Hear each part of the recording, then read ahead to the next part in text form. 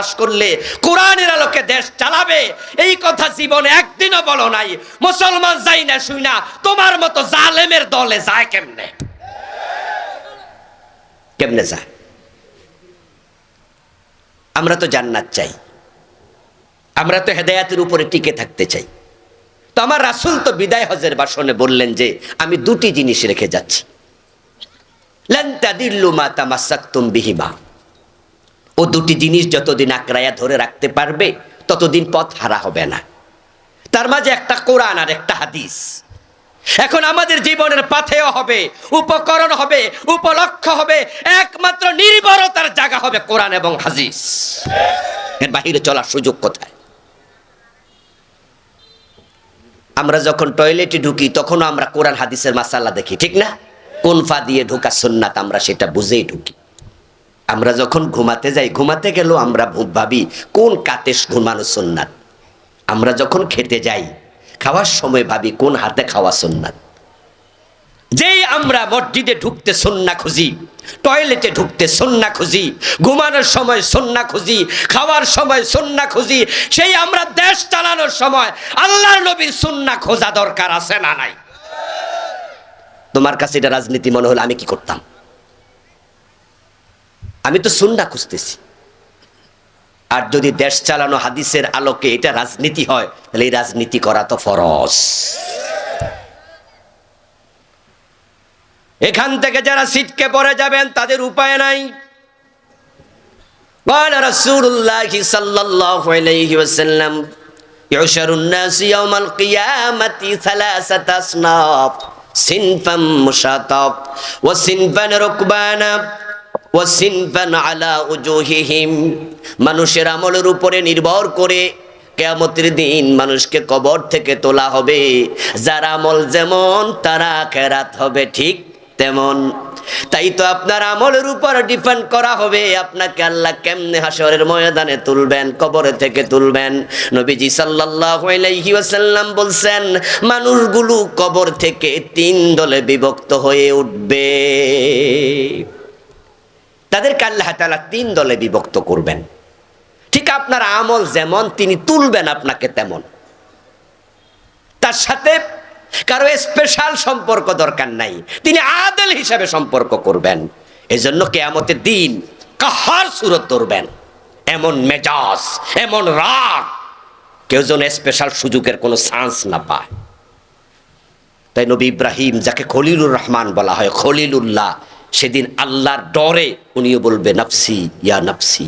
যে মূসাকে বলে কালিমুল্লাহ, ওই মূসা পর্যন্ত বলবে ইয়া নফসি ইয়া নফসি। যে মুহাম্মদকে বলে হাবিবুল্লাহ, নবী মুহাম্মদ সাল্লাল্লাহু আলাইহি সাল্লাম বলছেন যে ওয়া আখিরু লাহু সাজদা, আল্লাহর মেজাজ দেখে আমি সিজদায় পড়ে যাব। তিনি সেদিন আদেল, সিরিয়াস। সিনফান মুশাতাব, একদল লোক হবে পদাতিক। ওয়া সিনফান রুকবানা, আর একদল হবে আরোহী। ওয়াসিনফান আলা উজুহিহিম, রাসূল বলে আরেক দল উল্টে যাবে, আরেক দল। একদল কবর থেকে উঠবে, ওঠার সাথে সাথে ফেরেশতারা পিছন দিয়ে ধাক্কাবে। অদৃশ্য শক্তি তাকে ধাক্কায়া বলবে সামনে চল, গো অ্যাহেড। হুফাতান উরাতান গুরলাব, গায়ে কাপড় নাই, পায়ে জুতা নাই, মাথায় টুপি নাই, খতনা নাই। মায়ের পেটে সন্তান যেমন আসে, মায়ের পেটের শিশুর মতো তারা ল্যাংটা উঠবে। সবগুলো মানুষ পদাতিক, ফাতাতুনা ফুয়াজা, তারা দলে দলে হাশরের ময়দানে চলবে। উলঙ্গ মানুষগুলো হাশরের ময়দানে হেঁটে হেঁটে যাবে। যেতে যেতে তারা পৌঁছবে হাশরের মাঠে, গিয়ে দেখবে সেখানে তামার জমিন। ইহশারুন নাস ইয়াউমাল কিয়ামাতি আলা আরদিন বাইদা আফরা কাকুরসাতিন নাকিয়্যি লাইসা ফিহা আলামুন লিশাইইন।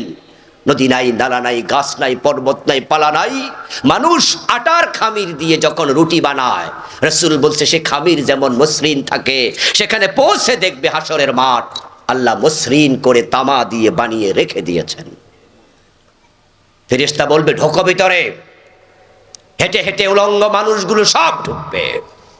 তুদনা শামসু ইয়াওমাল কিয়ামাতি মিনাল খালক হাত্তা তাকুনা কামিকদারি মিলিন। সহিহ মুসলিমের হাদিস, নবীজি বলছেন ঢুকে দেখবে সূর্য সুরমাদানির শলাকার দূরত্বে মাথার উপরে হাজির।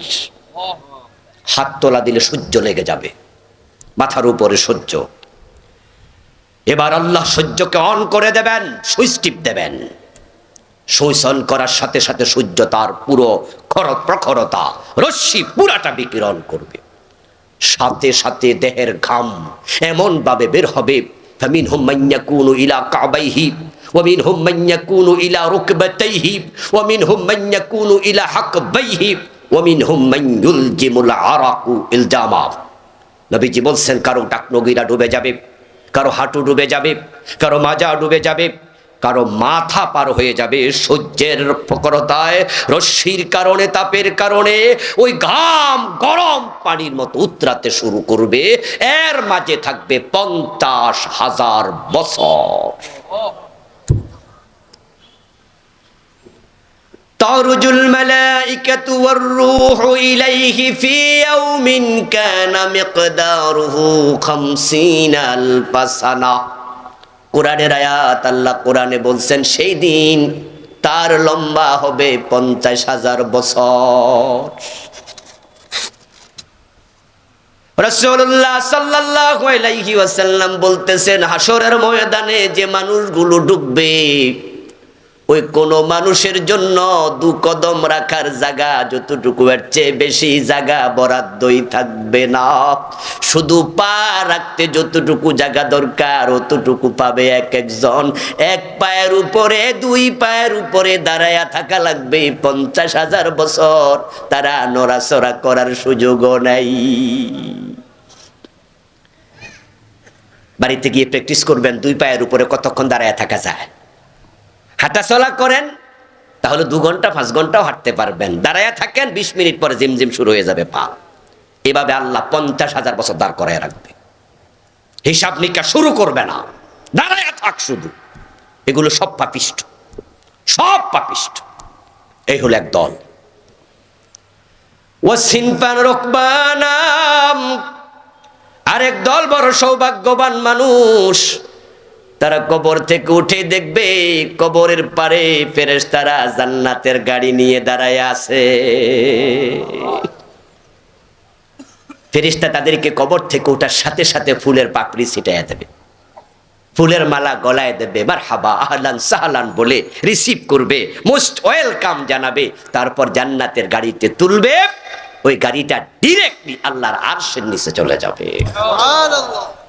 হাসরের ময়দানে ঢুকবে না। সাবআতুন ইউযিল্লুহুমুল্লাহু ফি যিল্লিহি ইয়াওমা লা যিল্লা ইল্লা যিল্লু। নবীজি বলছেন যে 7 গ্রুপ মানুষ। এই হাদিসে, অন্য হাদিসে পাওয়া যায় আরেক গ্রুপ আছে। মান আনজারা মুসিরা ওয়া ওয়াদা'a লাহু আযাল্লাহুল্লাহু ফুযল্লাহু ফি যিল্লিহি ইয়াওমা লা যিল্লা ইল্লা যিল্লু। ওই হাদিস সহ মোট 8 ধরনের মানুষ, 8 গ্রুপ মানুষকে আল্লাহ আরশে আজিমের নিচে নেবেন। তারা সেখানে থাকবে 5 থেকে 10 মিনিট। কামিকদারিস সালাতিল মাকতুবা আল্লাতী তুসাল্লা ফিদ দুনিয়া। দুনিয়া 1 ওয়াক্ত নামাজ পড়তে 10 মিনিট 12 মিনিট লাগে, কারণ ওয়াক্তের মাঝে সবচেয়ে বেশি হলো 4 রাকাত, মাগরিব 3 রাকাত, ফজর হলো 2 রাকাত। 1 ওয়াক্ত ফরজ নামাজ পড়তে যা সময় লাগে, আর সে আজিমের নিচে ওই 8 থেকে 10 মিনিট থাকার পরে ডান হাতে আমল নামা দিয়া আল্লাহ বিনা হিসাবে জান্নাত দিয়ে দেবে। ওরা কারা পড়ে নেবেন, আজকে কথা বলার সময় নেই। কারা কারা সে 8 গ্রুপ, তাদের মাঝে নিজেকে ঢুকাবেন। এই হলো এক দল, তারা ডাইরেক্ট সৌভাগ্যবান, নবীর সাথে জান্নাত। আর বাকিরা থাকলো হাসরের ময়দানে। 50,000 বছর পরে হিসাব শুরু হবে। তখন দেখা যাবে সে জান্নাত পায় না জাহান্নাম পায়। এর আগে খবর আছে 50,000 বছর।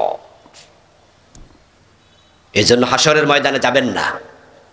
আল্লাহরে বলে যে আল্লাহ আমার সেখানে নিও না, আমাকে আরশে আজিমের নিচে যান। নেও বলেন আমিন। আমাকে আরশে আজিমের নিচে জায়গা দিও আল্লাহ। আল্লাহুম্মা আযিল্লিনি তাহতা যিল্লা আরশিক ইয়াওমা লা যিল্লা ইল্লা যিল্লু। রাসূলুল্লাহ দোয়া নিজে করতেন, আল্লাহ আমাকে আরশে আজিমের নিচে জায়গা দিও। আল্লাহুম্মা হাসিবনি হিসাবান ইয়াসির, আল্লাহ হিসাব সহজ করে দিও। আল্লাহ আমার ডান হাতে আমল নামা দিও।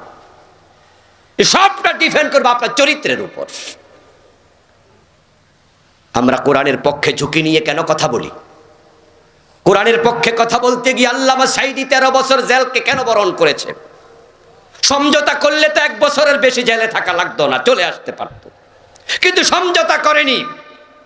বড় বড় 11 জন নেতা কেন ফাঁসির রশি গালায় বরণ করেছে? সমঝোতা করলে ছুটে আসতে পারত, কিন্তু করেনি, কারণ তারা আল্লাহর আরশের নিচে মেহমান হতে চায়। আখিরাত মাথায় আসছে। কোরআনের পক্ষে না থাকলে আখিরাত বাতিল, আখিরাত বাতিল, আখিরাত বাতিল। 54টা বছর চলে গেল বাংলাদেশের, একটা দিন আল্লাহর কোরআন দিয়ে দেশটা চলল না। আপনার যে মডেল, আপনার যে আদর্শ, নবী মুহাম্মদ 10 বছর কোরআন দিয়ে মদিনা চালিয়েছে। হযরত ওমর অর্ধ পৃথিবী কোরআন দিয়ে চালিয়েছে।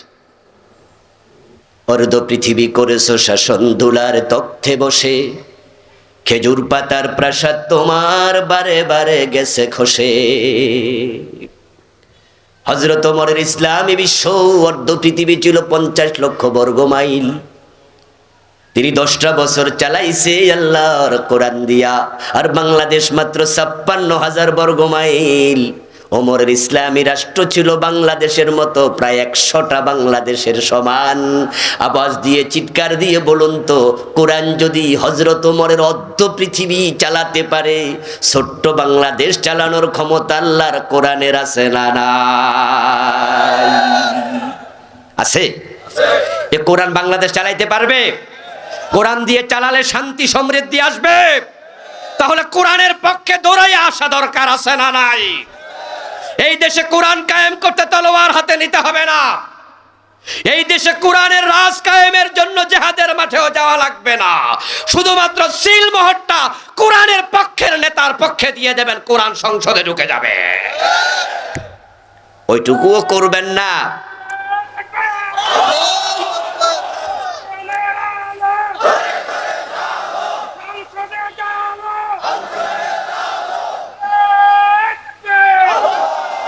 আল্লাহর কোরআনের জন্য অতটুকুও করবেন না, কিন্তু ডান হাতে আমলনামা চাইবেন। এত সোজা, এত সোজা। আমার বন্ধু, আল্লাহ বলছে চোর ধরে হাত কাটো। 54 বছরে একদিনও কাটলেন না। অথচ প্রিয় নবীজি বললেন, আমার মেয়ে ফাতেমা যদি চুরি করে, ফাতেমার হাতটাও কাটবই। আরে ভাই, কেন চোর ধরে হাত কাটেন না? কেন আপনি দ্বিমত করছেন? কেন আপনি উল্টা চলছেন? সমস্যা আপনার কোথায়? আপনি কি চোর? আপনি যদি চোর না হন, তাহলে চোরের পক্ষ নেবেন না, তাহলে একই গুনাহগার হয়ে যাবেন। কোরআনের পক্ষে থাকবেন না, আল্লাহ উল্টায়া দেবে। সিনপান আলা উজুহিহিম। আরেকটা দল আছে, কবর থেকে ওঠার সাথে সাথে যাদের মাথা চলে যাবে নিচে, পা চলে যাবে উপরে। আল্লাহ ওদেরকে উল্টায়া দেবে। জিজ্ঞাসা করা হলো, কাইফা ইয়ামশুনা আলা উজুহিহিম। ও প্রিয় রাসূল, মানুষ আবার মুখের উপরে হাঁটে কেমনে? রাসূলুল্লাহ জবাব দেন, আল্লাযী ইয়ামশাহুম আলা আকদামিহিম কাদিরুন আলা ইয়ুমশিয়াহুম আলা উজুহিহিম। যে আল্লাহ মানুষকে 2 পায়ের উপরে দুনিয়ায় হাঁটায়, কিয়ামতের দিন মুখের উপরে হাঁটানোর ক্ষমতা আল্লাহর আছে না নাই? সাহাবারা ভাবছে, মানুষ আবার মুখের উপরে হাঁটে কেমনে? রাসূলুল্লাহ কয়, আরে সে হাঁটবে না, হাঁটাবে আল্লাহ, হাঁটাবে উল্টায়া দেবে। মাথার উপরে হাঁটবে না, হাঁটবে মুখের উপর। ওয়াজহুনের বহুবচন উজুহুন। আরেক দল আলা উজুহিহিম। তাহলে বোঝা গেল মাথাটা এইভাবে থেকে একটু এমনে কাট করে দেবে, চেহারার উপরে হাঁটাবে, মুখের উপরে। মাথার উপরে না হাঁটাইয়া মুখের উপরে হাঁটাবে কেন? এখানে কি সিগনিফিকেন্স আছে? সিগনিফিকেন্স হচ্ছে, মানুষ যত অপরাধ করে অধিকাংশ করে মুখ দিয়ে। হারাম খায় কি দিয়ে? আপনারা এবার কথা বলেন আমার সাথে একটু। হারাম খায় কি দিয়ে? মিথ্যা বলে কি দিয়ে? চগলখড়ি করে কি দিয়ে? আদালতে দাঁড়ায়া সাইদি সাহেবের বিরুদ্ধে যারা সাক্ষী দিছে কি দিয়া? এখানে যা মন চায় করো, আখেরাতে খবর আছে। সেদিন উল্টায়া দেবে, কোনো নেতা খুঁজে পাওয়া যাবে না, কোনো সাহায্যকারী সেখানে থাকবে না। হিন্দু সুখরঞ্জন বালি, ও বেটা হিন্দু হইয়া মিথ্যা সাক্ষী দিতে রাজি হয় নাই, আর তোরা মুসলমানের ছেলে আল্লামা সাঈদীর বিপক্ষে কেমনে সাক্ষী দিলি? তোরা মুসলমান না, তোরা মুনাফিক। মুনাফিক। এই লোকটাই 13 বছর যদি জেলখানার বাহিরে থাকতো, আরো কত হাজার কাফের মুসলমান হতো, ঠিক না? এই জাতিকে বঞ্চিত করেছে তার নসিহত শোনা থেকে। উল্টা চলছে তো আল্লাহ উল্টায়া দেবে। এখন মাথার উপরে মুখের উপরে হাঁটতে হাঁটতে তারা রওনা দেবে, কবর থেকে উঠে চলবে, কিন্তু আল্লাহ তাদেরকে হাসরের ময়দানে ঢুকতে দেবেন না। আর সে আজিমের নিচে তো প্রশ্নই আসে না, তারা হাসরের ময়দানও যাইতে পারবে না। সূরা রহমানে আল্লাহ তাআলা তাদের ব্যাপারে বলছেন, ইউরাফুল মুজরিমুনা বিসীমাহুম ফায়ুখাযু বিন-নাওয়াসি ওয়াল আকদাম। এই সমস্ত পাপিষ্ঠদেরকে ফেরেশতারা যায়া পায়ের গোড়ালিতে ধরবে, চুলের সামনে ধরবে। নাওয়াসি, এটাকে বলা হয় নাওয়াসি। এক বছর নাসিয়া, বহু বছর নাওয়াসি। নাসিয়াতুন মানি কপালের চুলের অগ্রভাগ। ফেরেশতা গিয়ে কপালের চুলের মাঝে হাত দিয়া ধরবে। ওয়াল আকদাম, আকদাম হলো কদমের বহু বচন। কদম মানি পায়ের গোড়া, একবারে পায়ের তলায় আরেক হাত দিয়ে ধরবে। মেরুদণ্ডের হাড্ডিটা ভেঙ্গে ফুটবলের মতো গোল বানাইয়া জাহান্নামে ফেলে দেবে। সূরাতুল কাহফে আল্লাহ বলছে, ফালা নুকিমু লাহুম ইয়াউমাল কিয়ামাতি ওয়াজনা। এই জালেমগুলোর জন্য আমি কিয়ামতের দিন মিজান দাঁড় করাবো না, তাদের হিসাবের কোনো দরকারই নাই, এগুলো বিনা হিসাবে জাহান্নামী। প্রিয় ভাইয়েরা, শুরুতে বলছিলাম আজকে বেশি ওয়াজ করব না, এরপরও হয়ে গেছে 40 মিনিটের বেশি, 7টা পার হয়ে গেছে। আমার প্রিয় ভাইয়েরা, এখন আপনি কোন দলে যেতে চান? আপনি কি আরশে আজিমের নিচে, না হাসরের ময়দানে, না পা উল্টা? কোনটা? এই সিদ্ধান্ত আপনাকে নিতে হবে। আপনার আমল যেমন, আপনার আখেরাত ঠিক তেমন। আসুন না আমরা আখেরাতের কথা মাথায় রেখে দুনিয়ার জীবনটা সাজাই। আল্লাহ তাআলা আমাদের সকলকে কোরআন সুন্নাহর আলোকে জীবন সাজানোর তৌফিক দিন।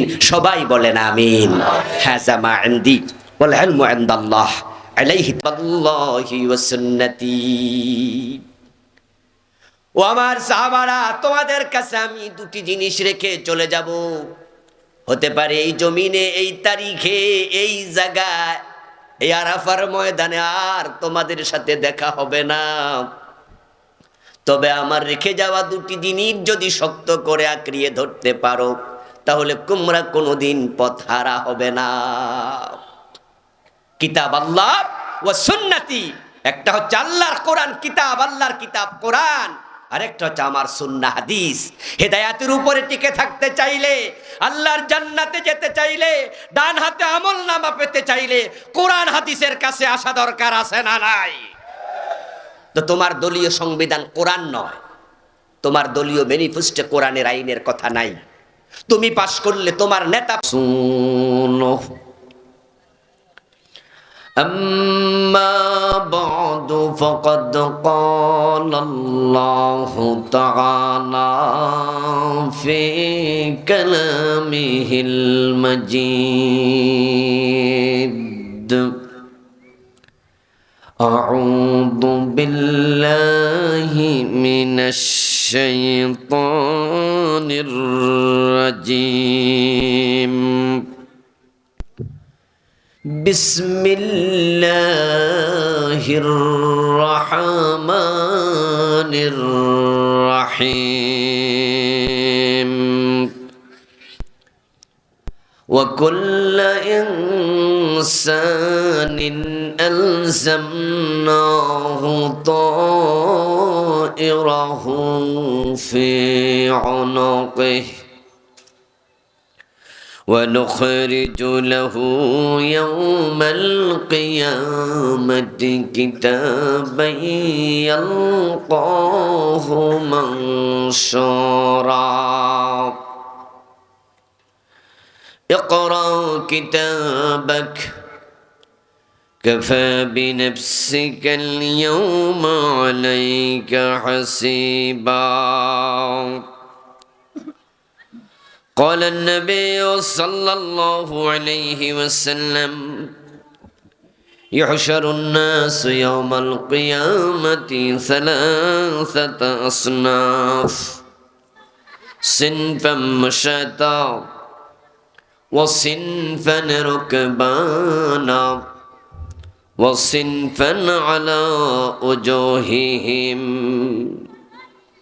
أو كما قال النبي عليه الصلاة والسلام সকলে দুরূদ শরীফ পড়ুন আল্লাহুম্মা সাল্লি আলা মুহাম্মাদিন ওয়া আলা আলি মুহাম্মাদ কামা সাল্লাইতা আলা ইব্রাহিম ওয়া আলা আলি ইব্রাহিম ইন্নাকা হামিদুম মাজিদ আল্লাহুম্মা বারিক আলা মুহাম্মাদিন ওয়া আলা আলি মুহাম্মাদ কামা বারাকতা আলা ইব্রাহিম ওয়া আলা আলি ইব্রাহিম ইন্নাকা হামিদুম মাজিদ আল্লাহুম্মা সাল্লি ওয়া সাল্লিম ওয়া বারিক আলাইহি।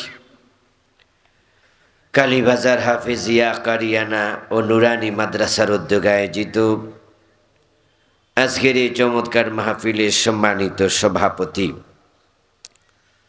সম্মানিত আলোচক বৃন্দ, উপস্থিত মুহতারাম উলামায়ে কেরাম, ইসলাম প্রিয় তাওহীদি জনতা, পর্দার অন্তরালের সতী সাধবী, সম্মানিতা মা ও বোনেরা, আল্লাহ তাআলার শুকরিয়া যিনি আমাদেরকে মাগরিবের পরপর দুনিয়ার যাবতীয় ব্যস্ততাকে পাশ কাটিয়ে কোরআনের আহ্বানে, কোরআনেরই ময়দানে উপস্থিত হওয়ার তৌফিক দিলেন।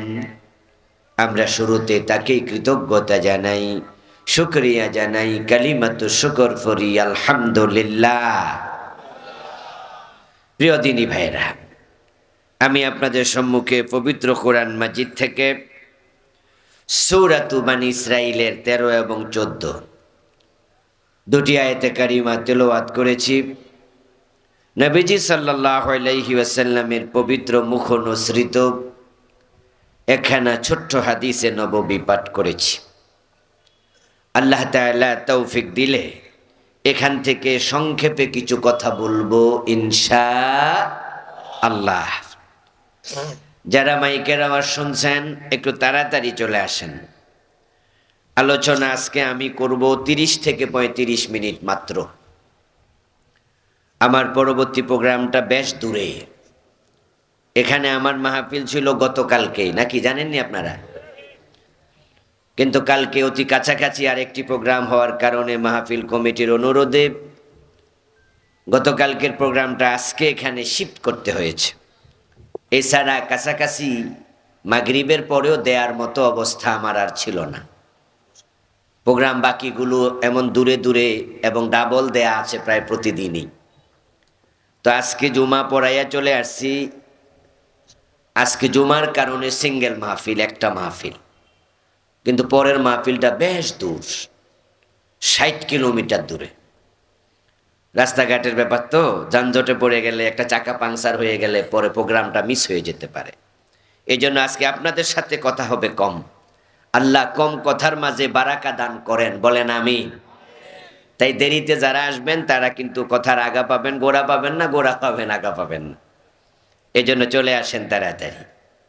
প্রিয় দিনী ভাইরা, আমার তেলাওয়াতকৃত আয়াতে আল্লাহ তাআলা বলছেন, ওয়াকুল্লা ইনসান, প্রতিটি মানুষ, আলজামনাহু, আমি অ্যাটাচড করে দিয়েছি, সংযুক্ত করেছি, তায়রাহু, তার কৃতকর্ম রেকর্ড করার জন্য একটি ক্যামেরা, একটি রেকর্ডার, একটি মেমোরি কার্ড, আমল নামা, ফি উনুকিহি, তার গর্দানে। প্রতিটা মানুষের গর্দানে তার দুনিয়ার সকল কর্মতৎপরতা রেকর্ড করার জন্য আল্লাহ বলতেছেন তিনি মানুষের গর্দানের ভিতরে রেকর্ডার ঢুকাইয়া দিছে, ক্যামেরা ঢুকাইয়া দিছে। ওয়া নুখরিজু লাহু ইয়াউমাল কিয়ামাহ, এরপর আল্লাহ বলেন আমি ওই ক্যামেরাটা, মেমোরি কার্ডটা, রেকর্ডারটা আমি কিয়ামতের দিন গর্দান থেকে খুলে বের করব, টেনে বের করব, কিতাবা বই আকারে, ইয়ালকাহু মানসুরা, ওই মানুষ তার সম্মুখে এটা খোলা অবস্থায় পাবে। দুনিয়ায় সে যা করেছে আমি সব কিছু সেখানে রেকর্ড করে রাখতেছি। তার হাতে আমি বই আকারে ধরাইয়া দেব, তারপর বলবো ইকরা কিতাবাক, তোমার আমলনামা তুমি পড়ো।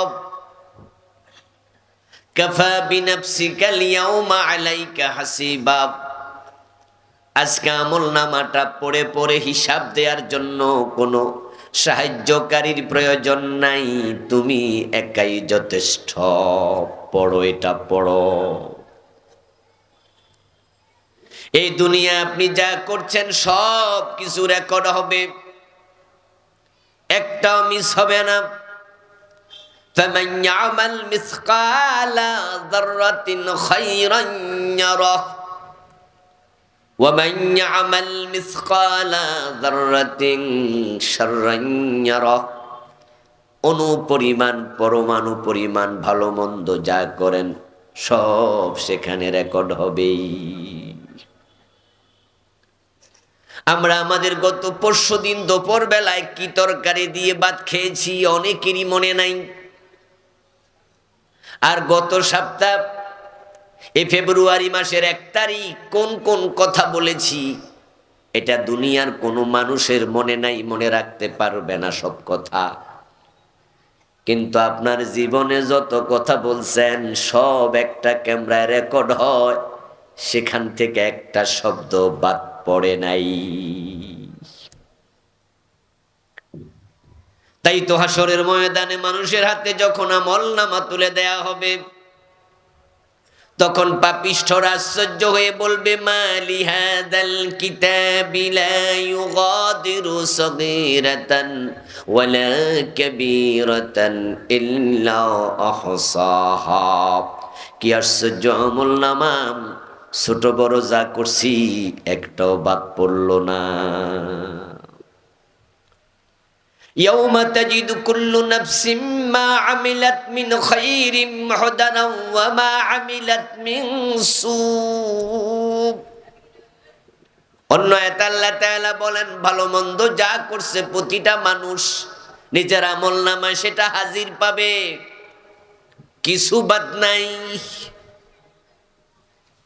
এমন কিছু গোপন কথা সে বলেছিল আপনজনের কাছে, যেটা দুনিয়ার কেউ শুনুক এটা তার পছন্দ নয়।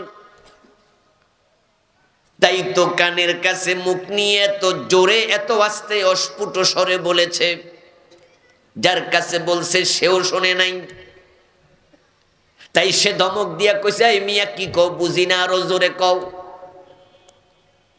তখন লোকটি জবাবে বলেছিল না শুনলে এখন বলবো না, পরে বলবো, কারণ বেশি গোপন কে শুনে ফেলে বলা যায় না, দেয়ালেরও কান আছে, তাই আমি আজকে এটা বলবোই না। কোরআনে আল্লাহ বলেন মা ইয়ালফিজু মিন কাউলিন ইল্লা লাদাইহি রাকিবুন আতীদ, দুনিয়ার কেউ যাহা শুনে নাই তোমার ঠোঁটের মাঝখান দিয়ে বেরিয়েছে, ওই না শোনা কথাটাও আমলনামায় রেকর্ড হয়ে গেছে। আমরা পর্যবেক্ষণে আছি, আল্লাহর দেয়া সিসি ক্যামেরার সামনে আছে। যেহেতু আপনার জীবনের প্রতিটি কাজ প্রতিটি কথা রেকর্ড হয় এবং আল্লাহ আপনার হাতে দিয়ে বলবে হিসাব দেও, এ দুনিয়ায় কথাবার্তায় চালচলনে কাজে কর্মে সাবধান হওয়ার প্রয়োজন আছে কিনা, খুবই সাবধান হওয়া দরকার। বাল তুসিরুনাল হায়াতাদ দুনিয়া